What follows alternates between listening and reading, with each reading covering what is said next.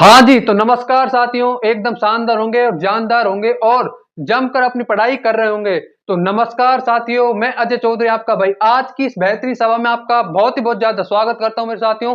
जो पिछली सभा करी थी हमने class 12 chapter number 10 vector algebra की, उसमें ना आपको क्या सिखा दिया था, प्रश्नावली 10.2 का कुछ बेसिक, जैसे कि दो बिंदुओं को मिलाने वाला सदिश, दो सदिशों का योगफल कैसे करेंगे, दो सदिशों का आप गुणनफल कैसे करेंगे, और दो सदिशों के संरेख होने की शर्त क्या थी, किसी सदिश का यानी कि स्थिति सदिश, किस सदिश का आपका स्थिति सदिश, और कंपोनेंट ऑफ वेक्टर। और कंपोनेंट ऑफ वेक्टर कितने प्रकार थे आपके, दो, स्केलर एंड वेक्टर यानी कि अदिश घटक, और वेक्टर यानी कि सदिश घटक। तो मैंने ये सारी चीज हमने कंप्लीट कर ली थी मेरे साथियों। तो आज हम प्रश्नावली 10.2 की शुरुआत कर लेंगे और 1 से 8 तक के सवालों को कंप्लीट कर लेंगे इस सभा में। कितने सवाल हो भाई, 1 से 8 तक के सवालों को, बेसिक से सवाल है, आसान से सवाल है, ना ही ज्यादा लेन दिए, हल्के हल्के सवाल है यहाँ पर। तो 8 के 8 सवालों को कंप्लीट कर लेंगे।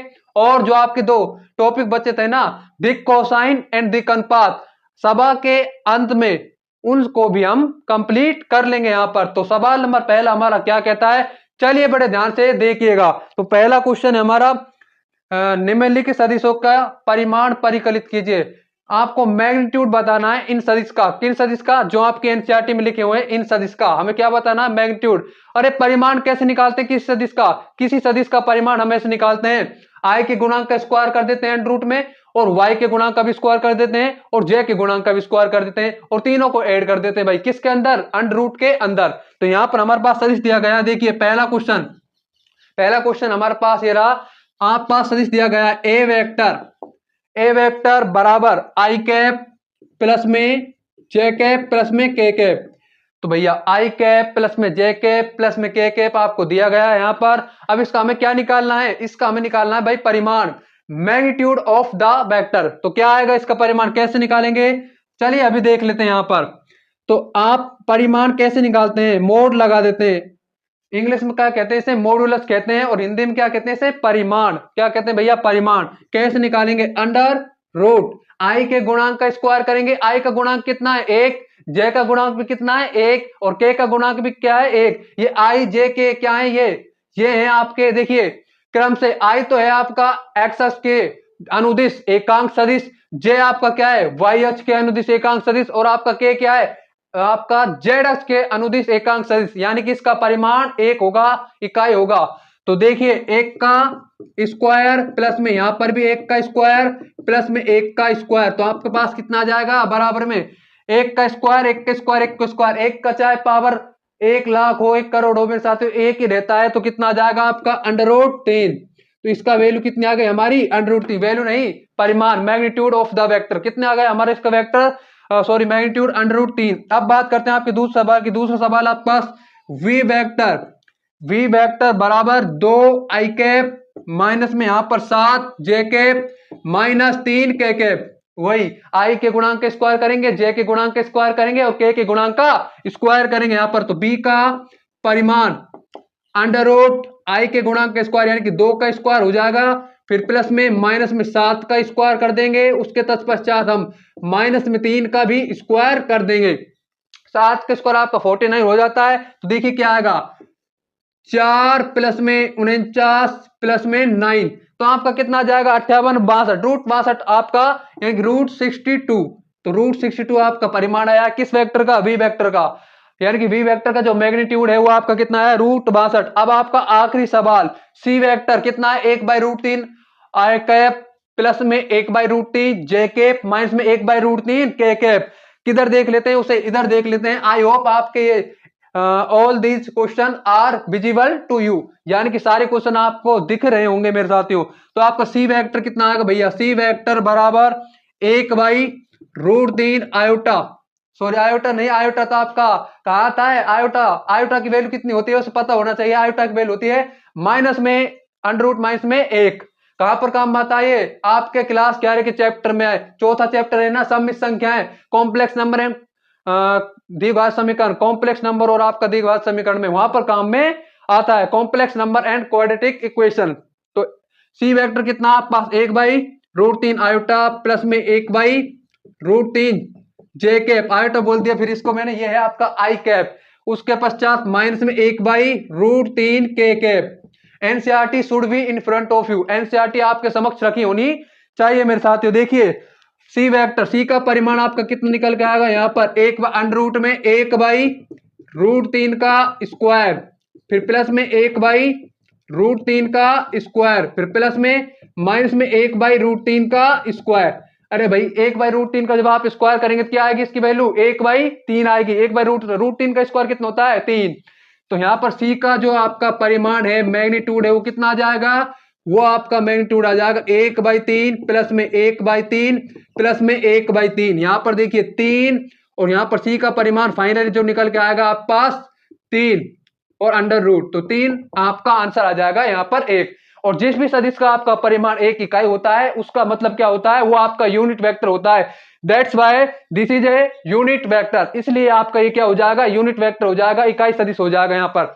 अब बात करेंगे आपके दूसरे सदिश की, दूसरे सवाल की और तीसरे सवाल की। ये देखिए एक जैसे ही है। दूसरे सवाल में आपको बताना है समान परिमाण वाले दो विभिन्न सदिश लिख लिए, और समान, तीसरे में आपको बताना समान दिशा वाले दो विभिन्न सदिश लिखिए। यानी कि इसके लिए आप मैक्सिमम इनफाइनाइट आंसर पॉसिबल है ना मेरे भाई, कितने अनंत आंसर संभव है यार, जो आपकी मर्जी हो वो लिख लो जिनका परिमाण समान है, और दूसरे वो लिख लो तीसरे के लिए जिनकी आपकी दिशा समान है। तो इनको तो आपको स्वयं कर लेंगे मेरे साथियों। अब बात करेंगे आपके सवाल नंबर चौथे की। सवाल नंबर चौथे में सबसे पहले बता देता हूं, एक टॉपिक हम याद कर लेते हैं, दो सदिश समान कब होंगे। तो दो सदिश समान कब होते हैं, जब उनके आई के गुणांक तुल्य हो जाएं, जे के गुणांक तुल्य हो जाएं और के गुणांक तुल्य हो जाएं। जब आई के गुणांक, जे के गुणांक और के गुणांक तुल्य हो जाते हैं तो दोनों सदिश क्या हो जाते हैं भाई, इक्वल सेट कहलाते हैं यहाँ पर। तो आई जे के गुणांक देख लेंगे हमारे समान है या नहीं है। सवाल नंबर चौथे की बात करते हैं, दूसरे तीसरे में अनंत आंसर है मेरे साथियों, आप अपने अकॉर्डिंग देखिएगा परिमाण और दिशा को समान करके। तो सवाल नंबर चौथे की तरफ बढ़ लेते हैं। सवाल नंबर फोर्थ की बात कर रहे थे। सवाल नंबर फोर्थ क्या है हमारे पास, एक्स और वाई की आपको वैल्यू इवेल्यूट करनी है, और ताकि आपका सो दैट आपके जो सदिश दिए गए ना ये इक्वल हो जाएं। भाई इक्वल सेट की तो अभी बात करी हमने, आई के गुणांक, जे के गुणांक और के गुणांक दो सदिशों के तुल्य अगर हैं तो आपके क्या है, इक्वल सेट हैं। तो देखिए आपको क्या क्या सदिश दिए गए हैं। पहला सदिश हमें दिया गया है मेरे भाइयों, देखिए मान लीजिए ए वेक्टर 2 आई कैप, उसके बाद जे कैप में दिया गया 3 जे कैप, और दूसरा सदिश आपको दिया गया है एक्स आई कैप। तो ये रहा भाई हमारा एक्स आई कैप और प्लस में वाई जे कैप। बस हम तो एक बात जानते हैं, अगर आई के गुणांक और जे के गुणांक तुल्य हैं देन आपके जो सेट हैं वो क्या हो जाएंगे, इक्वल सेट हो जाएंगे। तो देखिए ए सदिश आपके पास 2 आई कैप प्लस में 3 जे कैप, बी वेक्टर आपके पास एक्स आई कैप प्लस में वाई जे कैप है। अब अगर हम तुल्य कर देते हैं तो ए वेक्टर बराबर में बी वेक्टर, चलो भाई 2 आई कैप लिख दिया यहां पर, 3 जे कैप बराबर एक्स आई कैप प्लस में वाई जे कैप। तो दो आई कैप प्लस में 3 जे कैप बराबर में एक्स आई कैप प्लस में वाई जे कैप। भाई दोनों सदिश एक दूसरे के तुल्य हैं, तो आपका देखिए एक्स की वैल्यू क्या आ जाएगी, एक्स की वैल्यू यहां पर इसमें क्या है, आई का गुणांक कितना है, आई कैप का गुणांक कितना है इसमें 2, तो इसमें भी आई कैप का गुणांक कितना होना चाहिए 2, because both are equal set, क्योंकि दोनों हमारे क्या है यहाँ पर क्या है, हमारे समान सदिश है, समान इक्वल वेक्टर हैं। तो आपका यार जे का गुणांक इसमें क्या है भाई 3, तो इसमें भी कितना होना चाहिए जे का गुणांक, इसमें भी कितना होना चाहिए भाई 3 ही होना चाहिए। तो एक्स की वैल्यू कितनी आ गई यहाँ पर 2, और आपकी वाई की वैल्यू कितनी आ जाएगी यहाँ पर 3। तो कुछ भी ना आया, इजीली हो गया हमारा। कैसे हो गया फिर समझते हैं, क्विक रिवीजन करते हैं। आपको सदिश दिया गया था एक, और बी ए सदिश मान लीजिए आपको दिया गया था 2 आई कैप प्लस में 3 जे कैप, और वी वेक्टर है दूसरा सदिश आपको दिया गया था एक्स आई कैप प्लस में वाई जे कैप। इसने कहा है कि दोनों सदिश आपके इक्वल हैं, बोथ आर इक्वल सेट, दोनों आपके समान हैं। तो हमें क्या बताना है, एक्स का मान और वाई का मान, कुछ भी ना, आई का गुणांक देख लो, पहले वाले में आई का गुणांक कितना था हमारा 2, और दूसरे वाले में आई का गुणांक कितना था हमारा 3। जब आई का भाई पहले वाले में 2 है, दूसरे वाले में मतलब जे का गुणांक 3 है, और पहले वाले और दूसरे वाले में एक्स का गुणांक आई का गुणांक कितना है एक्स, और जे का गुणांक कितना है वाई, और इक्वल है, तो यार एक्स की वैल्यू 2 आनी चाहिए और y की वैल्यू कितनी आनी चाहिए 3। तो डेफिनेटली x की वैल्यू 2 होगी और y की वैल्यू कितनी होगी 3। अब सवाल नंबर 5 की तरफ बढ़ते हैं। सवाल नंबर 5 में हमें क्या बताना है, एक सदिश का प्रारंभिक बिंदु 2 1 दिया गया है, इधर ही कर लेते हैं। तो एक सदिश का प्रारंभिक बिंदु यानी कि इनिशियल पॉइंट, तो इनिशियल पॉइंट हमें दिया गया है कितना, इनिशियल पॉइंट दिया गया भाई 2 1। तो initial point 2 1, we have initial point of a vector 2 1, then another point of the vector कितना हमारे पास -5, तो b -5, अब भाई जब किसी सदिश मतलब जब कोई आपको बिंदु दे दिया जाए तो उस बिंदु का आप स्थिति सदिश कैसे बताते, तो उसका स्थिति हम ऐसे बताते भैया ओ ए वेक्टर बराबर आपका यहां पर आ जाएगा 2 i कैप प्लस में j कैप। उसके बाद ओ बी वेक्टर बराबर -5 i कैप प्लस में 7 j कैप। भैया यहां पर देयर इज नो प्रॉब्लम, कोई प्रॉब्लम दिक्कत समस्या यहां पर नहीं क्रिएट होती है। इस सदिश के अदिश एवं सदिश घटक ज्ञात करने हैं।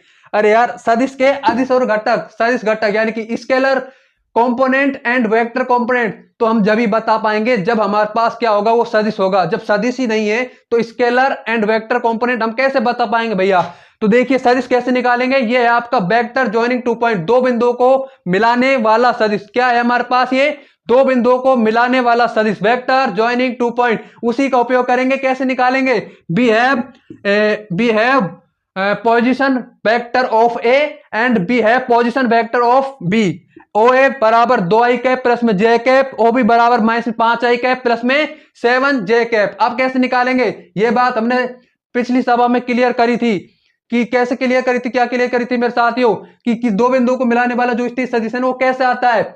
अरे यार दूसरे पॉइंट के स्थिति सदिश में से पहले पॉइंट के स्थिति सदिश को क्या कर देते हैं, माइनस कर देते हैं, तो आपका क्या आ जाता है, आपका जो स्थिति सदिश है दो बिंदुओं को मिलाने वाला वो आ जाता है। तो देखिए ए बी वेक्टर आपका कितना आएगा यहाँ पर, ए बी वेक्टर बराबर ओ बी वेक्टर माइनस में ओ ए वेक्टर। तो ओ बी कहां है, ओ बी कहां है, यहां पर ये रहा, माइनस में 5 i कैप एंड प्लस में j कैप। देन ओ ए वेक्टर क्या है आपका, ओ ए वेक्टर है आपका 2 i कैप प्लस में j कैप। तो ओ बी वेक्टर की वैल्यू में लिख रहा हूं माइनस में 5 i कैप प्लस में 7 j कैप, और माइनस में उसके पश्चात में लिख रहा हूं ओ ए वेक्टर 2 i कैप प्लस में j कैप। तो मैं यहां पर लिख रहा हूं 2 i कैप प्लस में j कैप भैया। तो ए वी वेक्टर बराबर माइनस में 5 i कैप प्लस में 7 j कैप, और इसको माइनस को अंदर मल्टीप्लाई करेंगे तो दोनों में मल्टीप्लाई होगा ना, तो दोनों में मल्टीप्लाई होगा तो आपका कितना आ जाएगा, माइनस में 2 i कैप, पॉजिटिव आपका नेगेटिव हो जाएगा भैया, और पॉजिटिव नेगेटिव नेगेटिव पॉजिटिव, तो माइनस में 2 i कैप माइनस में j कैप। तो देखिए माइनस में 5 i कैप माइनस में 2 i कैप कितना हो जाएगा, माइनस में 7 i कैप। तो मैंने यहां पर लिख दिया माइनस में 7 i कैप, और 7 j कैप में से अगर आप एक j कैप कम करेंगे तो आपके पास कितना आ जाएगा, तो हमारे पास आ जाएगा भैया माइनस में 6 कैप, माइनस में 6 j कैप नहीं, प्लस में 6 j कैप, क्योंकि 7 आपका पॉजिटिव है और एक नेगेटिव है। तो माइनस में 7 i कैप प्लस में 6 j cap A V vector. अब क्या करेंगे भाई, अब हमें निकालना है इस सदिश के सदिश एवं अदिश घटक, scalar component and vector component क्या है इसके। स्केलर कंपोनेंट क्या होते हैं, i j k, इन सभी के जो मल्टीपल होते हैं वो स्केलर कंपोनेंट होते हैं यहाँ पर। तो यहाँ पर i का मल्टीपल क्या है, माइनस में 7, और आपका j का मल्टीपल क्या है, यहाँ पर j का मल्टीपल है यहाँ पर 6। तो अदिश घटक में लिख रहा हूं स्केलर कंपोनेंट, देख लीजिएगा बड़े ध्यान से, scalar component, we have scalar components, कितने हैं हमारे, क्या है हमारे पास स्केलर कंपोनेंट भैया, आपके पास है देखिए माइनस में 7 एंड 6, और आपके vector component of the vector क्या है यहाँ पर, इस वेक्टर के सदिश घटक जो है माइनस में 7 i cap and 6 j cap. आप लिख देते हैं यहां पर vector component of the vector, तो वेक्टर कंपोनेंट्स क्या है, माइनस में 7 i cap and 6 j cap, there is no problem. तो ये सवाल भी हमारा हो जाता है। अब बात करेंगे आपके सवाल नंबर 6, 7वें और 8वें की। तो चलिए सवाल नंबर 6 की बात कर लेते हैं। सवाल नंबर 6 की बात करते हैं। छठे सवाल में हमें क्या बताना, देखिए सदिश ए बराबर आई कैप माइनस में 2 जे कैप प्लस में के कैप है हमारे पास, और बी वेक्टर बराबर हमारे पास माइनस में 2 आई कैप प्लस में 4 जे कैप प्लस में 5 के कैप है, एंड सी वेक्टर बराबर आई कैप माइनस में 6 जे कैप माइनस में 7 के कैप है। देन हमें इनका एडिशन बताना, भाई सदिशों का योगफल बताना है। मेरे आई थिंक इसमें मेरे साथ हमारा एसोसिएटिव लॉ लगेगा, साहचर्य नियम लगेगा, यानी कि ए और बी को पहले जोड़ देंगे, उसके पश्चात हम ए बी का जो एडिशन आएगा ना उसमें आप सी वेक्टर को ऐड करेंगे, या फिर ऐसे कर लेंगे बी और सी का एडिशन कर लेंगे पहले, तो जो इनका एडिशन वेक्टर आएगा उसके पश्चात आप ए वेक्टर को उसमें ऐड कर देंगे। जैसे आप चाहे वैसे कर सकते हैं, दोनों से आपका समान आएगा क्योंकि इसमें एसोसिएटिव लॉ लगेगा, साहचर्य नियम लगेगा। तो चलिए यहां पर करते हैं, हम तो आसानी से कर देते हैं, पहले ए और बी का एडिशन वेक्टर निकाल लेते हैं, देन हम एडिशन वेक्टर में सी वेक्टर को ऐड कर देंगे। तो ए और बी का एडिशन वेक्टर कैसे निकलेगा यहां पर, तो देखें ए और बी का एडिशन वेक्टर सदिश योगफल का सदिश जो वो आएगा वो ऐसे आएगा भाई। देखो पहले हम ऐड कैसे करते हैं भाई दो सदिशों को, यानी कि योग कैसे करते हैं दो सदिशों का, आई के गुणांक में आई के गुणांक को ऐड करते हैं यहां पर, और जे के गुणांक में जे के गुणांक को ऐड करते हैं, और के गुणांक में के गुणांक को भी ऐड कर देते हैं। तो देखिए ए वेक्टर प्लस में बी वेक्टर बराबर यहां पर आई कैप माइनस में 2 जे कैप प्लस में के कैप, तो आई कैप माइनस में 2 जे कैप प्लस में के कैप, फिर प्लस यहां पर माइनस में 2 आई कैप प्लस में 4 जे कैप प्लस में 5 के कैप। अब आप क्या करेंगे, ऐड कर लेंगे, आई के गुणांक में आई के गुणांक को करेंगे, जे के गुणांक में जे के गुणांक को, एंड के गुणांक में के गुणांक को यहां पर। तो देखिए 1 माइनस 2 1 माइनस 2 आई कैप, फिर प्लस में आपका माइनस 2 प्लस में 4 जे कैप, फिर प्लस में यहां पर 1 प्लस में 5 के कैप। तो finally addition vector of A and B क्या है आपके पास, ये रहा, देखिए माइनस में आई कैप प्लस में यहां पर 2 जे कैप एंड 6 के कैप। अब क्या आ गया भाई, ए और बी का एडिशन वेक्टर तो आपके पास यहां पर आ ही गया। अब इसमें अगर हम सी वेक्टर को भी जोड़ देते हैं तो तीनों का हमारे पास क्या आ जाता है, तीनों का योगफल आ जाता है। तो इसमें अब हम सी को भी जोड़ देते हैं, तो ए वेक्टर प्लस में बी वेक्टर फिर प्लस में सी वेक्टर, तो ए वेक्टर प्लस में बी वेक्टर फिर प्लस में सी वेक्टर। यहां पर इधर देखेंगे तो माइनस में आई कैप प्लस में 2 जे कैप प्लस में 6 के कैप। ये आई जे के क्या है, ये आपके एक्स अक्ष की दोनों एक्स अक्ष की अनुदिश, यार एक्स अक्ष के अनुदिश एकांक सदिश है आपका, यूनिट वेक्टर है, और जे आपका वाई अक्ष के अनुदिश एकांक सदिश है, और के आपका जेड अक्ष के अनुदिश एकांक सदिश है। तो आई कैप प्लस में 2 जे कैप प्लस में 6 कैप, और सी वेक्टर कितना हो गया हमारे पास, आई माइनस में आई कैप, सी वेक्टर तो यह आपके पास है ही ना, आई कैप माइनस में 6 जे कैप माइनस में 7 के कैप, तो इसको भी ऐड कर देते हैं। तो आई कैप माइनस में 6 जे कैप माइनस में 7 के कैप, तो आई के गुणांक में से आई के गुणांक को ऐड करेंगे, जे के गुणांक में जे के और के गुणांक में के को, तो माइनस में 1 और यहां पर प्लस में 1, तो माइनस में 1 प्लस में 1 आई कैप, और फिर प्लस में आपका 2 और यहां पर माइनस में 6 जे कैप आ जाएगा। देन आप पास आ जाएगा भैया 6 माइनस में 7 के कैप, तो यहां पर देखिए ये तो आपका 0 हो जाएगा, यहां पर माइनस में 4 जे कैप माइनस में के कैप। तो फाइनली हमारे पास एडिशन क्या आया इनका, माइनस में 4 जे कैप माइनस में के कैप। तो ए बी सी का हमने एडिशन भी निकाल लिया, जो हमारे पास आया है माइनस में 4 जे कैप माइनस में के कैप। अब बात करते हैं आपके सवाल नंबर किसकी, भाई ये छठा था, सवाल नंबर 7 की और 8 की, और इस सवाल को फिनिश नहीं करेंगे क्योंकि हमारे direction cosine and direction ratio भी हमारे पास रिमेनिंग छोड़े हुए हैं, हमने पिछली सभा के टॉपिक उनको कंप्लीट कर इस सभा को। सवाल नंबर 7 की बात करते हैं। सवाल नंबर 7 क्या है यहाँ पर, वी हैव 7 नंबर क्वेश्चन। क्या कहता है हमारे पास, सदिश ए बराबर ए वेक्टर बराबर आई कैप प्लस में जे कैप प्लस में 2 कैप के अनुदिश एक मात्रक सदिश ज्ञात करना है। तो कैसे करेंगे मात्रक सदिश, क्या आएगा इसका मात्रक सदिश, तो ए वेक्टर आपके पास क्या है भाई, हमें गिवन है, क्या गिवन है मेरे साथियों, सदिश। तो ए वेक्टर एनसीईआरटी आपके सामने होगी, आई कैप प्लस में जे कैप फिर प्लस में 2k कैप। तो ये आपके पास सदिश गिवन है।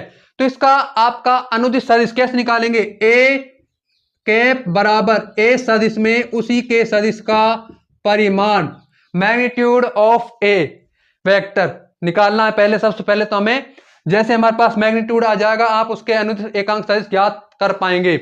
तो मैं ए वेक्टर का परिमाण निकाल रहा हूं। कैसे निकालेंगे? अंडर रूट में आई के गुणांक का स्क्वायर करेंगे, फिर जे के गुणांक का स्क्वायर करके जोड़ेंगे, फिर के गुणांक करके स्क्वायर करके भी जोड़ेंगे।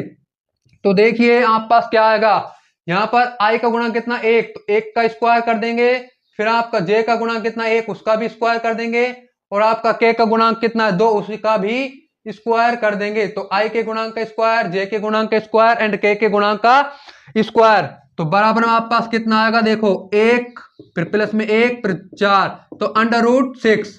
तो हमारे पास कितना आया? अंडर रूट 6 आ गया। अब आप जानते हैं एकांक सदिश, उस सदिश में उसी सदिश के परिमाण का अगर भाग लगा दिया जाए तो वो आपका एकांक सदिश बन जाता है। तो ए वेक्टर यानी कि ए कैप बराबर में ए सदिश कितना आपका? आई कैप प्लस में जे कैप प्लस में 2k कैप, और इसका परिमाण कितना है? मैग्नीट्यूड कितना है? Magnitude of A under root 6। तो आपका फाइनल आंसर कितना आएगा? आपका आ जाएगा 1/√6 आई कैप, फिर प्लस में 1/√6 जे कैप, फिर प्लस में 2/√6 के कैप। तो मेरे साथियों आपका ए कैप कितना आ गया? 1/√6 आई कैप प्लस में 1/√6 जे कैप प्लस में 2/√6 के कैप यहां पर। और सवाल नंबर 8वें की बात करते हैं, और उसके बाद आपके एक आखिरी टॉपिक जो आपका अगले सवालों में यूज में आएगा उसी को भी समाधान करते हैं, उसको भी समझते हैं यहां पर। तो सवाल नंबर 8 की तरफ बढ़ते हैं। सदिश पी क्यू के अनुदिश हमें मात्रक सदिश ज्ञात करना है, जहां बिंदु P और Q रेस्पेक्टिवली कितने आपके पास? P तो आपके पास 1 2 3 और Q क्या आपके पास? 4 5 6। तो मेरे साथ यहाँ आपको दिया है, क्या है? बिंदु दिए गए हैं भाई, और हमें क्या ज्ञात करना है भाई? पी क्यू के अनुदिश मात्रक सदिश ज्ञात करना है। यार भाई पी क्यू के अनुदिश मात्रक सदिश तो हम तब ज्ञात कर पाएंगे ना जब हमारे पास पी क्यू होगा। और पी क्यू कैसे निकालेंगे? इसने कहा है बिंदु दिए गए हैं, बिंदुओं का अगर हमें स्थिति सदिश पता चल जाए तो हम दो बिंदुओं के मिलाने वाले सदिश से क्या ज्ञात कर लेंगे? क्या ज्ञात कर लेंगे मेरे साथियों? पी क्यू ज्ञात कर लेंगे। तो आप पास पी कितना है? पी है हमारे पास, देखें 1 2 और 3, और क्यू क्या है हमारे पास? क्यू है हमारे पास 4 5 6। तो पी है, क्यू है। अब अगर बिंदु है तो उनका स्थिति सदिश कैसे निकालते हैं, और अगर स्थिति सदिश है तो उनका बिंदु कैसे निकालते हैं? देखिए ओपी वेक्टर कितना आ जाएगा आप पास? आई कैप प्लस में 2j कैप प्लस में 3k कैप, और आपका OQ कितना आएगा यहाँ पर? OQ आएगा आपका 4 आई कैप प्लस में 5j कैप प्लस में 6k कैप। तो OP आ गया, OQ आ गया। अब हमें क्या निकालना है? PQ के अनुदिश मात्रक सदिश। अनुदिश मात्रक सदिश को हम जब ही निकाल पाएंगे जब हमारे पास PQ होगा। तो PQ हमारे पास निकल के आएगा PQ वेक्टर बराबर OQ वेक्टर माइनस में OP वेक्टर। तो OQ वेक्टर कितना आप पास? 4 आई कैप, फिर प्लस में आपका 5 जे कैप प्लस में 6 के कैप, माइनस में आपका OP कितना आ जाएगा? आई कैप। तो मैंने यहां पर लिख दिया आई कैप प्लस में 2j कैप प्लस में 3k cap, 2j cap plus में 3k कैप। तो देखें माइनस को आप अंदर मल्टीप्लाई करोगे तो सारे के सारे पॉजिटिव क्या बन जाएंगे? नेगेटिव। तो 4 आई कैप प्लस में 5 जे कैप प्लस में 6k कैप, माइनस में आई कैप, माइनस में 2j कैप, माइनस में 3k कैप। तो आपका कितना बचेगा भैया? यहाँ पर देखिए पी क्यू आपका आएगा फाइनल 3 आई कैप, कोई दुख कोई दर्द कोई पीड़ा नहीं होनी चाहिए, और आपका बचेगा फिर आपका 3 जे कैप और 3 ही के कैप। तो मेरे साथियों आप पास पी क्यू जो आया है वो 3 आई कैप प्लस में 3 जे कैप 3 के कैप, लेकिन हमें तो पी क्यू के अनुदिश मात्रक सदिश चाहिए। पिछले वाला सवाल था ना सेम वैसा ही है, लेकिन दो बिंदु दे दिए गए हैं, और दो बिंदुओं को जब दे दे तो हम उससे स्थिति से मतलब उससे हम सदिश कैसे निकालेंगे वो तो हमें पता ही है। वेक्टर ज्वाइनिंग 2 पॉइंट्स को टॉपिक से हम ज्ञात कर पाएंगे। तो 3 आई कैप प्लस में 3 जे कैप प्लस में 3 के कैप। अब पी क्यू के पी क्यू का परिमाण निकाल लो मेरे भाई। तो पी क्यू का मैं परिमाण निकालता हूं magnitude of P Q vector. तो वो आपका आएगा आई के गुणांक का स्क्वायर में जे के गुणा के स्क्वायर को जोड़ देंगे और उसमें के गुणा के स्क्वायर को जोड़ देंगे, तो 3 का स्क्वायर प्लस में 3 का स्क्वायर प्लस में 3 का स्क्वायर, यानी कि 999, सो 27। तो हमारे पास यहां पर आ जाएगा 27। तो पी क्यू वेक्टर हमारे पास कितना आ गया मेरे साथियों, 27 आ जाता है। तो अब बात करते हैं आप किसकी, पी क्यू वेक्टर के, यानी कि पी क्यू कैप बराबर P Q vector, P Q vector divide में पी क्यू का परिमाण। तो मेरे साथियों यहां पर देखिएगा बड़े ध्यान से इधर, तो पी क्यू वेक्टर कितना आप पास 3 आई कैप प्लस में 3 जे कैप प्लस में 3 के कैप, और आपका पी क्यू का परिमाण कितना है, पी क्यू का जो परिमाण है वो है √27। तो यहां पर मैंने लिख दिया √27। अब आप इसे अलग अलग कर लीजिए, 3√27 कर लीजिए आई कैप, फिर प्लस में आपका 3√27 जे कैप, फिर प्लस में आपका 3√27 के कैप। चलिए मेरे साथियों हमारा फाइनल आंसर आ गया 3√27 आई कैप प्लस में 3√27 जे कैप प्लस में 3√27 के कैप। अब आपके जो हमारा टॉपिक बचा था ना उसको कंप्लीट कर लेते हैं और आज की सभा को यहां पर फिनिश कर दें। हमारे टॉपिक की बात करते हैं। टॉपिक क्या है हमारा, दिक्कोजिया डायरेक्शन कोसाइन। तो मेरे साथियों डायग्राम आपको दिख रहा होगा, देखिए एक्स वाई और आप पास यहां पर है जेड। तो मेरे साथियों आप पास कोई पी सदिश है, तो किसी पी सदिश द्वारा एक्स अक्ष के साथ बनाया गया कोण कितना आपका अल्फा, और पी सदिश का आपका वाई अक्ष से बनाया गया कोण क्या है बीटा, और इस पी ओपी सदिश का स्थितिज का पी का स्थितिज ओपी का आपका आपके जेड अक्ष से बनाया गया कोण क्या है गामा। तो अल्फा बीटा गामा हमने सबसे पहले ये क्लियर कर लिया कि आपके अल्फा बीटा और गामा क्या है। अल्फा तो क्या है ओपी सदिश द्वारा एक्स अक्ष के साथ बनाया गया कोण, और आपका बीटा क्या है ओपी सदिश द्वारा वाई अक्ष के साथ बनाया गया कोण, और आपका गामा क्या है ओपी सदिश द्वारा जेड अक्ष के साथ बनाया गया कोण।